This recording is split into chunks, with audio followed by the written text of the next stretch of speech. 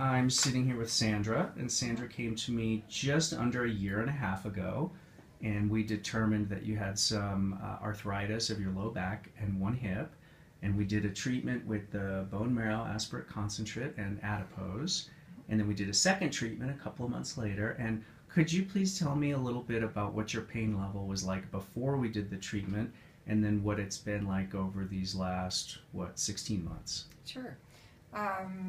Before we did the treatment, I was almost scheduled for hip replacement surgery. Two surgeons had said, yes, you have to have hip replacement surgery. And by the time I got here to see you, I couldn't walk.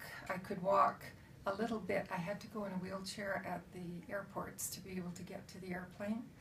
And I could walk, maybe half a block because of pain. When I left, and over time it just got better and better, and I was able to go back to, I could easily walk, an hour, and I'm on a mountainous area that I live in, and I was having no trouble. It was just wonderful. Everything was just improving, and it kept getting better and better. The second treatment just brought it even more.